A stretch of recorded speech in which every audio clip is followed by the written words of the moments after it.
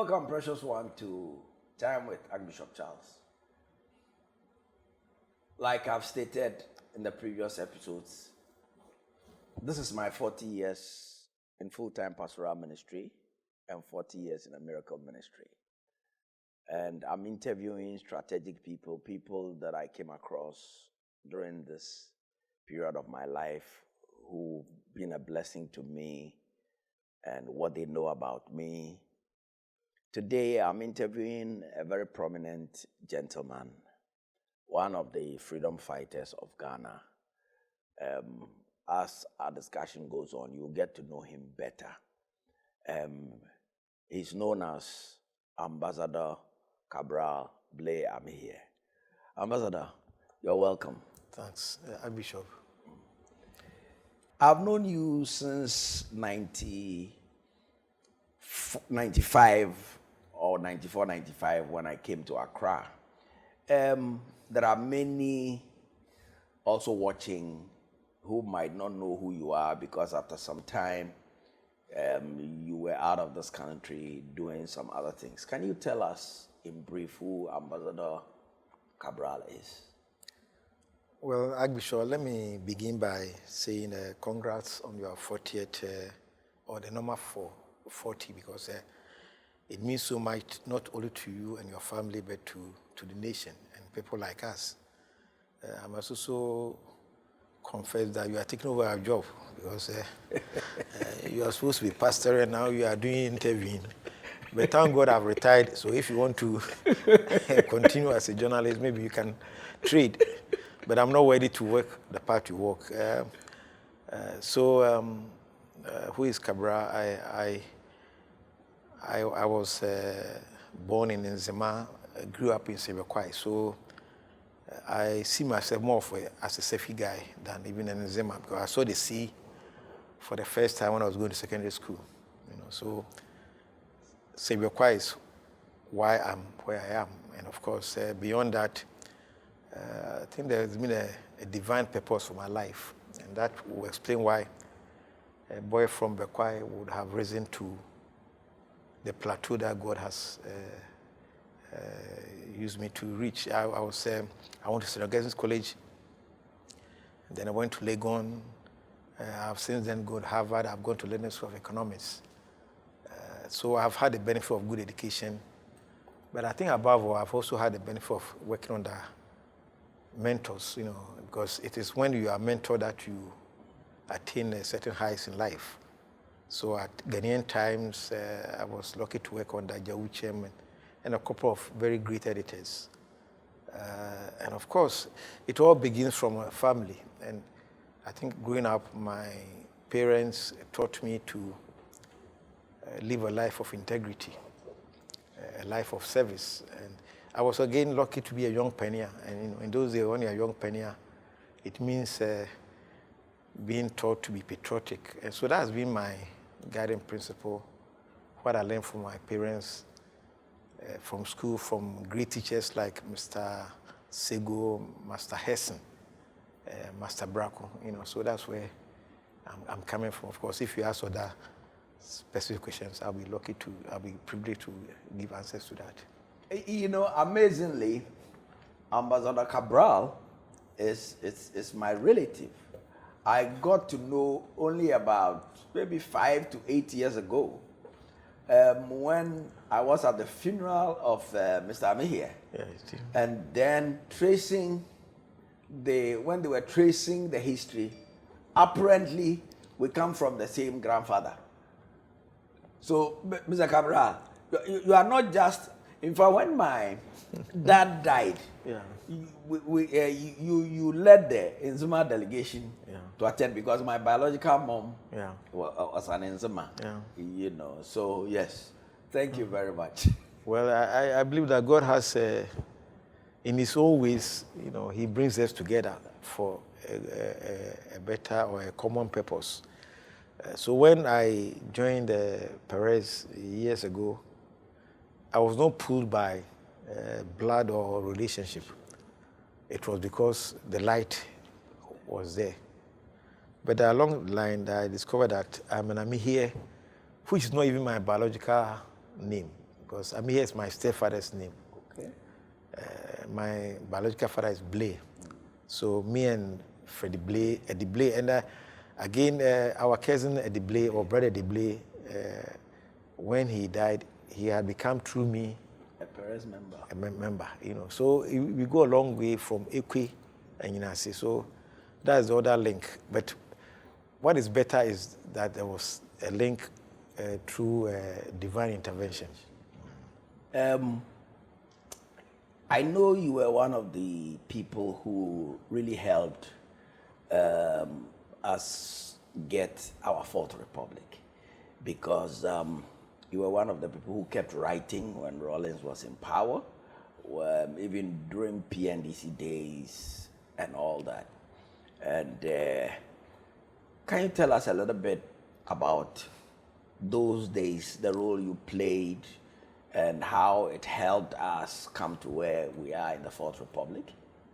Well, I think it's never good to tell your own story. You leave it to posterity to tell it. But if you ask and you press, I would say that when I left university, there were other choices. You know, in those days it was not difficult to get a job in whatever sector you wanted. But somehow I was pulled towards journalism, and this started from St. Augustine's at Leone. And when we became journalists, we saw it as a kind of missionary work to use our God-given gifts to serve society. You know, so there wasn't much silver and gold. Today, everybody wants to be a journalist because they see the attraction. They see presenters driving big cars. They see people being pulled left and right, you know, for good money. But in those days, it was dangerous to be a journalist. But somehow, some of us were driven towards journalism. Those were difficult times. When I started on the military regime, that's the Agyinasare regime, it was not that bad in terms of assault on our freedoms. You know, it was a command media landscape, but nobody got arrested or detained for what you wrote. You know, at best they will transfer you from graphic to the north, to the branch there, but you never got sacked. But when it came to the time of the PNDC, those were difficult times. When I became the editor of Free Press, that was the very year that the editor had been taken for a year, columnist Michael J.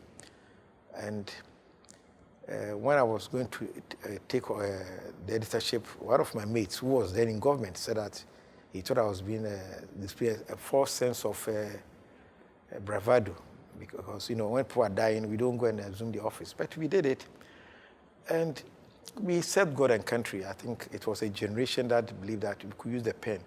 I had people like Kuku Bakon, Tommy Thompson, later on Kwesi Pratt, Ben Efson, and the rest, you know, and of course my cousin Freddie Blay, you know, who had a newspaper, the Guide, which is now the Daily Guide. And from our small corners in Nima, we tried to use the pen to promote the restoration of democracy.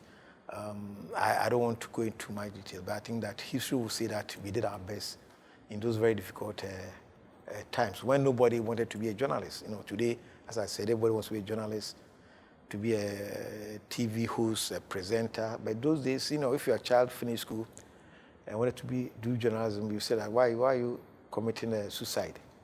You know, so I think the times have changed, and we are all better for it. You know, today there are about, I'm sure, about 500 radio stations. There are so many newspapers. There's social media, and it's good for the country that there's free speech, free expression. Yes, I know you don't like to tell it, but it's said that because the antelope didn't tell a story, or the lion didn't tell a story, the hunter came and told all kinds of stories. There's a generation that do not know what you've done. Yeah. And I think that if you don't talk about it, and that's part of what we do here. In our side of the world, we don't tell our story. Yeah. So we lose a lot of the things great people have done. I think that, tell us a little bit more. Because I'm happy you are making that point, because I also long ago believed that you have to cry your own cry. Yeah. Nobody will tell your story. That's right. And when they tell your story, they will distort it. You know. So, luckily, I've been able to document my life from not day one, because I don't think I have any memory of day one, but at least the recollection that I have from talking to family members. So I spent a year in the U.S. 1991 when there was the first Gulf War. I did recollections. Then in 2001, I published my autobiography as a journalist, and that was odd, because when you are that young, you don't want to write a biography, because you should get to where I am now, maybe with the gray hair. But I did that, and do you have a copy? Oh yes, I have. Yes, that you can show to us. So that I will tell my story. I have this one, Fighting for Freedom. You know, and that talks about the first decade of my life, first quarter in public service as a journalist. You know, it talks about the GGA, where together with our mutual friend Giftiafe Indaze, we built an institution that has outlasted our times. You know, so that captures my time from Sewiakwai to Legon, my time as NUC's president, and what I went through. You know, so I did that. And as an ambassador, I also wrote my story between the lion and the elephant.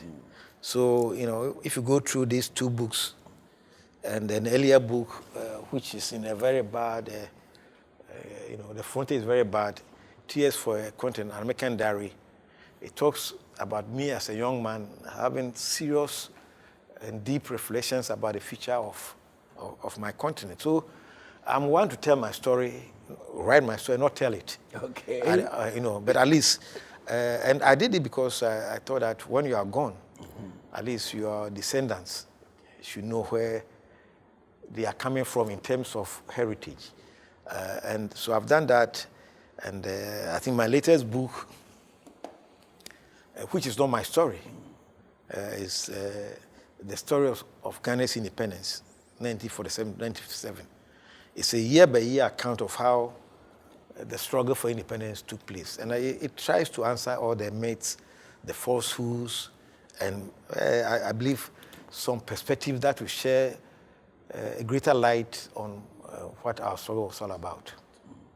Wow, Ambassador Kabral. Well done. Thanks. But I know you also be writing your story. Yes. And it's important that you write our story, because that's right. I know what you went through from Tamale to down to here. Yes. And if you didn't write your story, who will write it for you? For you. That's right. Ambassador Kabral, at a certain time in my life, it was a blessing to have some of you around me. I could take counsel from, I could bounce things off you. I remember when I moved to Accra from Tamale, in this book, which was published in 1997, I recount some of the articles you wrote. Now, it was very helpful to me. I don't think that you knew that would be the effect and the impact, because at that time you were the Ghana Journalists Association president, and you were also the president of the West African Journalists Association. In fact, you were the first person to become, if I recollect very well, to become a Ghanaian who is the West African Journalists Association president. And you had your newspaper, The Independent, which was a political newspaper, or which addressed the politics of our day. Yeah. And suddenly, you started writing about miracles. And I remember the first story you wrote, you called it "Miracles Still Happen." And this was written in September 1995. And in there, you were talking about having a sneezing problem, which was a very challenging one. And you came into the service, you were sitting amongst the people, and suddenly, whilst the prayer went on, you found out that the sneezing was gone. And you checked the following day, it didn't come. The next day, it didn't come. The next day. And so that it was a Thursday. And by Monday, when you were writing your article, you are still not sneezed. Can you tell me a little bit about those days? I believe that the Lord has a way of using all of us to build lasting institutions. And so it begins all the way to St. Augustine. You know, I went to a Catholic school. I was baptized as a Catholic. The name was Peter. And then I was later on confirmed as Lawrence. I wanted to choose Judas. I just mentioned Judas, but I think the first reaction was that Judas is too close to Iscariot. Yes. So, so I took Lawrence. But then I went for an interview for the election as a school prefect. And surprisingly, by some accident, when I was filling my Form 5 forms, I had written that I was a non-denominational Christian. That's how Nkrumah described himself. And I'm an Nkrumah, so being a young guy, I was following my mentor, or my hero. So it was referred to me that, you can't be a prefect in a Catholic school. Then I said, oh no, the doctrine says that once a Catholic, always a Catholic. You can ask the priest. And the pastor said, don't bring me in. And based on that, I was disqualified. Okay. So for 3 days, there was chaos in Augustins. Because the students were saying, no Amihere, no Bolombo, another guy who was disqualified, there will be no elections. I talked to my supporters, and the elections took place. So, and then I was asked to become the house prefect of St. Stephen's House, where I was residing. And I said that in terms of principle, once you agree that I'm not a Catholic and you make me prefect, you are creating a conflict of interest for me. Because once you agree I'm not a Catholic, I will not be obliged to ensure that the wards go to church. And I believe that the prefect's role is to make sure that. So from there, I stopped going to church for almost 30 years. Wow. And then I discovered a word miracle, as it was called, in Perez. So I was a faithful worshiper. We were then at the circle. And you come after all these years with a lot of doubt and skepticism about, and then there was Bishop Asare saying he was performing miracles. So you come as a doubting Thomas looking for a sign, and I think I saw many signs that have influenced what I wrote. I don't think you have an article that I wrote, which was when you started talking about why we should build a house for the Lord, which ended up in Perez Dome. There was an article in Free Press, or one of the newspapers, challenging and attacking. And I felt compelled, because I believe that the project was a good project. And as you say, I don't know the impact it made, but at least at that point in time, God inspired us and used us, to at least sell a certain message. And I think that my involvement with pastors, that maybe didn't begin with you, because I remember the days of Bishop Duncan Williams, when he was being besieged and attacked by the media. Somehow, I listened to his story, and he would confirm that at that point when he was being assailed by all kinds of satanic forces, God used me to, and I'm told that he openly acknowledged that in one of his services. So that's the miracle that I have gone through. Yeah. In fact, you wrote quite a number. There's one you said, and the rain stopped. That one was I remember that hour very clear. There was, you were in church. It was not raining, and it started raining. And then you had the audacity of, is it hope or courage, to say that the rain will stop in a few seconds. So, like the doubting Peter or Thomas that I went out and looked at my time. And then within the time I gave, it stopped. How it stopped, I don't know. But when you witness those things and you are sincere in your heart, you have to give testimony. And I believe that that was the test of appreciation by Jesus Christ himself, that he said, how many were healed? You only came, so blessed are you. So that was a very challenging moment for you and for God's promise. But it stopped within the hour, the seconds that you predicted. So I was there. Now, those articles you wrote really caused people, because this was Kabral. This was Kabral, the Independent, saying that a miracle had happened. No, it happened. So, what I'm saying is, you may not know the impact it had, but me, because people had always believed that journalists are Monsanto. That's true. That's a perception. And people had always believed that journalists, the only time they talk about pastors is when they do something wrong. Because it's not news when a dog bites a man, but when a man bites a dog, it's news. So for you to write, and then people are so skeptical about miracles. So coming from Kabral, it was then president of GJA and West African Journalists Association. It really was impactful. It really was impactful.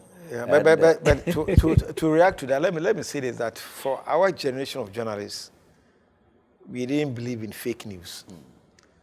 So whether it was politics or whatever, we dealt with the truth, with evidence, what we saw. So if I was writing about the cocoa industry and there were tangible and visible things to report on, you do that. So if for some reason you find yourself in a place of worship and you see things happening, forget about whatever prejudice or you have, if you're a faithful journalist who sees news not only as negative news, but good news, you report. So whatever I might have reported in those days was based on what I saw Philly. And I remember you came to Abidjan. I came to Sierra Leone. But the Abidjan one, you came there, and my secretary is called Divine. If he watches this program, she will attest. She was having some. Was it when I paid the courtesy call to your office? Yes, he was having pains in the joints. You were an ambassador then? Yes, So I said, I'll pray for you. So me too, I was trying to imitate you. And, when you have faith, it works. So I prayed for her. She came later and said that she was okay. So these things happen. And when they happen, as I'm reporting, it's the truth, nothing but the truth. So those days, you did a number of articles. In fact, there was one that when Ben Hinn came, and you said miracles cannot hide. And you said, for you, what you were seeing Ben Hinn do, we are doing it here.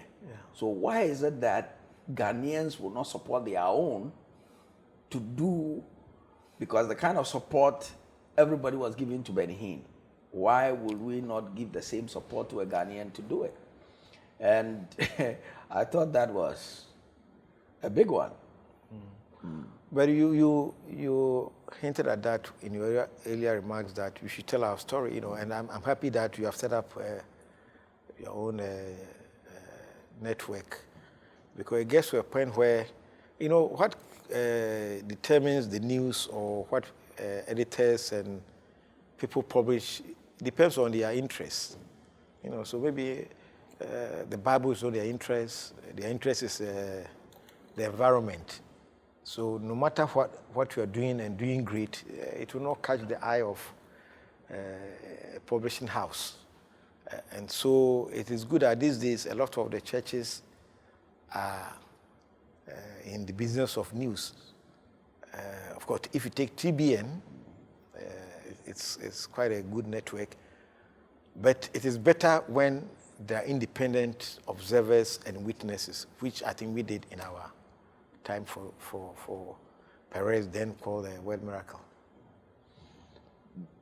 Fast forward, I met you in Sierra Leone when you were the ambassador in Sierra Leone. I'd come in there to hold a crusade. And Charles Taylor had been arrested just when I came in I think, Nigeria or somewhere like that. And the country was, you know, do you remember the Sierra Leone crusade? It was with a bishop called... Bishop Archibald Cote. Yeah, Cote. We had it around the stadium. The stadium, yes. Yes, I was there. Yes. I was there, yeah, I remember. Yes. And the president sent for me to pray with the army head, you know, because of the fear and things. And Sierra Leone was a great time. Yeah. You know, we saw all kinds of incredible miracles in the place. I don't know whether you remember. It's been so long, but you know, I can't remember. But I know that great things happened, you know. Okay. And when you left, a lot of people came around trying to see how they could get in touch. And I think they even wanted you to come and set up a church there, which I don't think you did in my time. No, I didn't. Yeah. I still haven't done it because I have a number of friends there, and I preached for them. You know, after that I came to preach for them, so I thought that wouldn't be, you know, the most appropriate thing to do.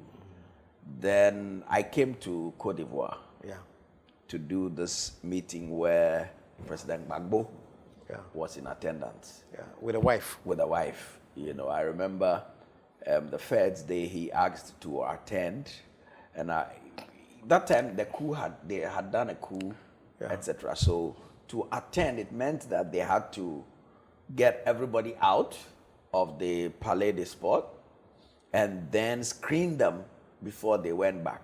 So I sent a message to him that I would come to the, you know, official residence and do a service for him. He said no. So they had to get all the people out so that they rescreen them and get them in. And then he came. And you wrote a piece on that. You were sitting with him, and when the miracles were happening, he made some comments about the miracles. And because of that, he wanted to come the second day. I see. Well, I write so many things that sometimes I don't keep track. Okay. So, you know, I like to record my observations. So I'm sure your reflection is correct. No, I have it. I have the article you wrote. I see. You know, I've written so many things that I don't remember so many things. But do you remember the meeting? No, I remember very well. We were at the Palais des Sports. Palais des Sports. That's it was near Trècheville. Okay. Yeah, I remember very well. Yeah, I remember. Okay. Simone was there. Yeah. Okay. The wife. Okay. You write these things and then you let it slip. Okay. Yeah.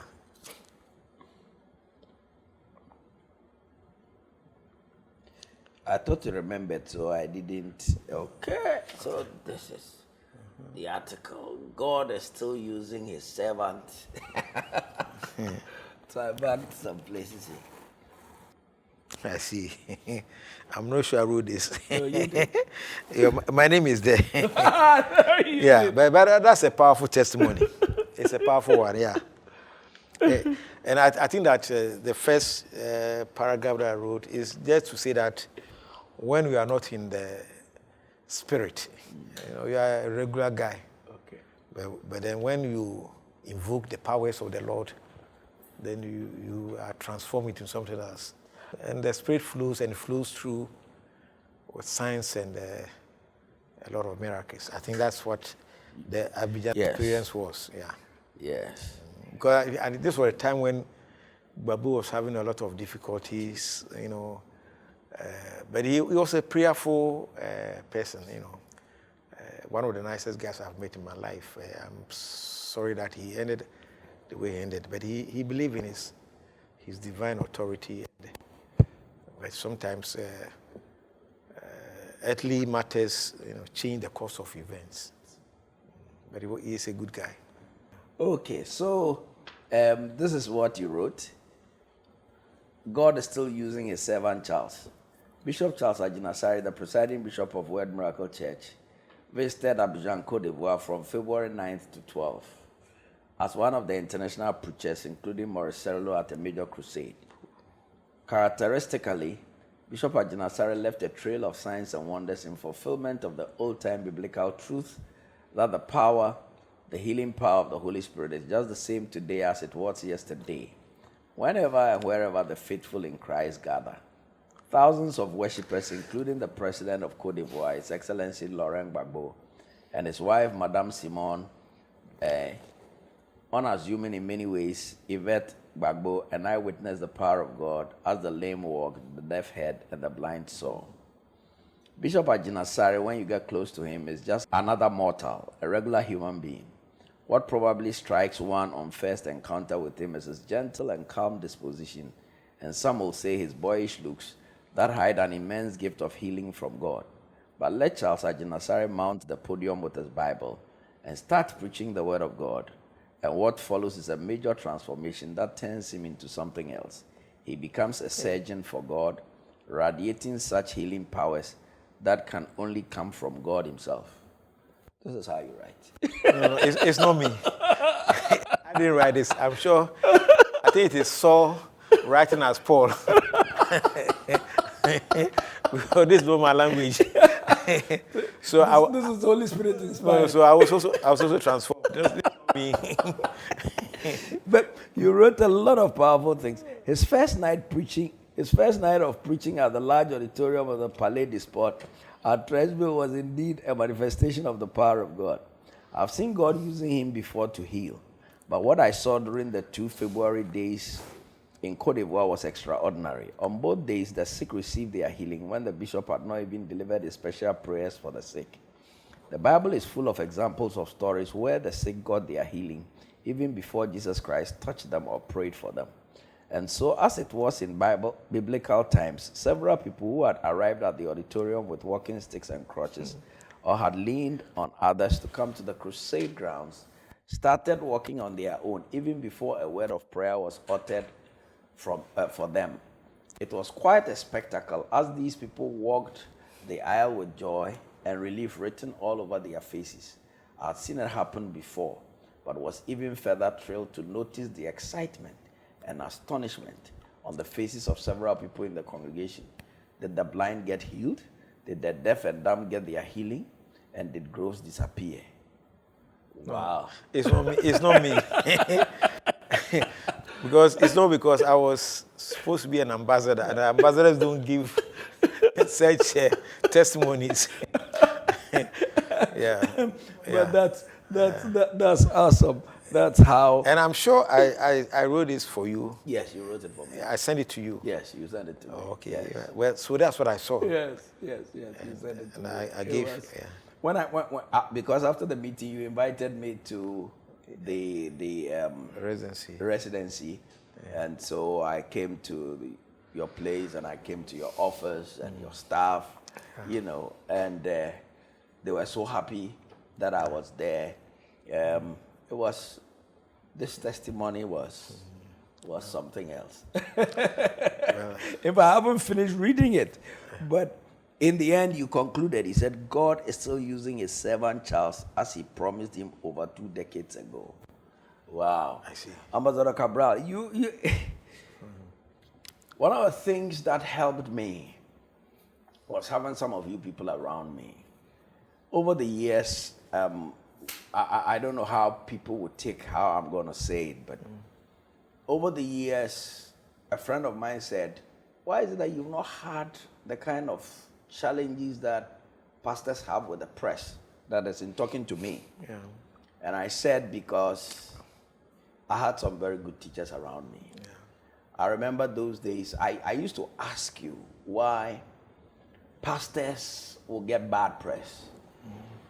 And, they'll write about a pastor, maybe his lifestyle, opulence, etc. And I remember some of the things you guys told me. You said nobody has a problem with a pastor enjoying his blessings.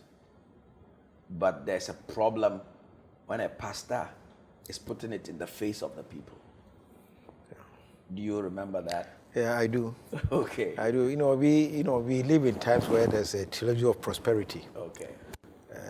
And obviously, pastors as human beings work. They have to protect or take care of their family. So it makes sense that, and they work hard. They work hard. They write books. When others are asleep, they are awake. So they have a right to enjoy the benefits or the rewards of their hard labor.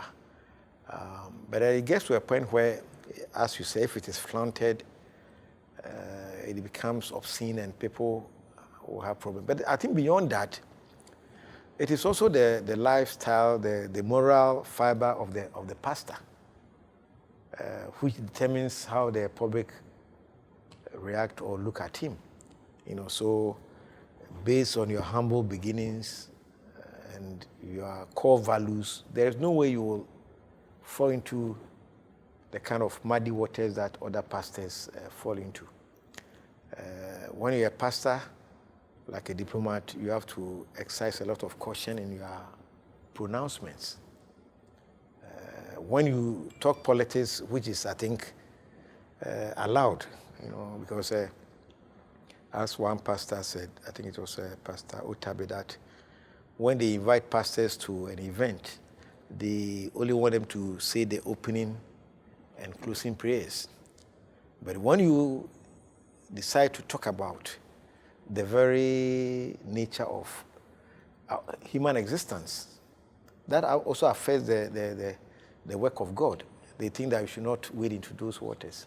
So pastors talk politics. And that can, in these times of serious polarization, you can get into trouble. That's when you talk, you must speak from a point of authority, credibility, and non-partisanship. And if you display those values, you will not have trouble.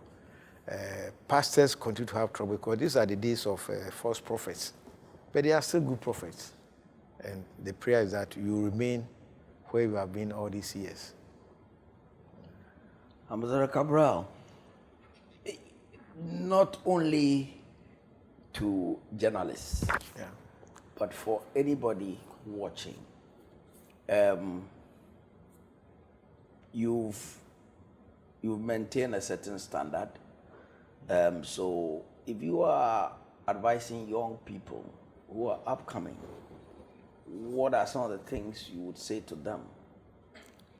This is a very tough one. So what do you say to your children as a start?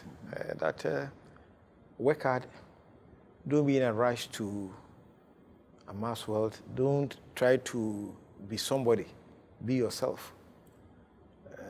And above all, live a life of integrity. And I think the old saying that a good name is better than riches. It's still what should influence us. When I'm called, which is something that all of us will have to go through, you want to ask us, what did I leave? I don't think I want to count the number of mansions that I have left. If I left a good name, I'll be okay. And I think you also have to be fair. Love thy neighbor as thyself. If you abide by those principles, in many workplaces, and I've been around, you see people trying to destroy others just to rise to the top. And you get to the top and you see you are alone. Carry everybody along, inspire people. In fact, your greatness is defined by how many people you have trained to become like you. And so if you look at Perez will outlast you and Mama Vivian. Because I think over the years, from Tamale to Circle to here, you are training a generation of pastors who will always place the work of God above their personal interests. And when you take care of God's business, God will take care of you. And in fact, I won't mention the politician's name, but there's a politician who once told me that he was not in the business to make money for himself, but he was also aware that once you serve society, society will find a way of rewarding you. And society rewards politicians. And those who go beyond what society gives them, they end up in a mess. So these are difficult times for the new generation or the youth, because there are so many attractions here and there. Somebody sees Bishop Agyinasare driving I don't know what you drive now, but they don't know what you were driving before, or when you were in Tamale, where you were living. It's taken you 40 years. If you had joined a normal public service, you'll be reaping the rewards of your hard work. So in the same way, the God that you have served so faithfully will have to reward you.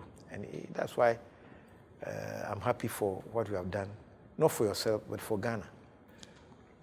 If you've known me over the years, you've seen a bit of how I've lived. So if you were doing a biographical sketch to teach a young man or woman using my life, what would you say to a young man or woman? I would say that no matter your beginning or beginnings, once you discover your purpose in life, stick to it. And that takes determination, perseverance. And this is what your life, the little I've seen, has been. Because I remember the journey from Circle to here. It's about just 5 miles, but it took a lot of hard work, conviction, and determination. And look at what, I passed through the dome, and I was amazed at what God has used you to live as a landmark in Accra. So I think that any young man who wants to succeed in life, first of all, discover your purpose. And once you have the purpose determined, develop a passion for it. There will be ups and downs. Stick to it. And I think that there is another element that also determines success, particularly in your story, and that is family. I think the strength of any person, man or woman, is the family around you. And once you make that great choice, everything flows and flourishes. So I'm not surprised, because the partner you choose or God choose for you, she has been a major factor in your journey. So up and down, she has stayed with you. She has, with the support, allowed to be in focus. And that's why we have Paris as of today. Ambassador Kabral, thank you for coming. Thanks for having me. And I'm glad to receive these latest books of yours. Yeah. Thank you very much. Thanks. I also give to you my soft and my paperback and hardcover of my autobiography, My Boy Charles. Thank you. Hey, I'm sure they were a fine boy.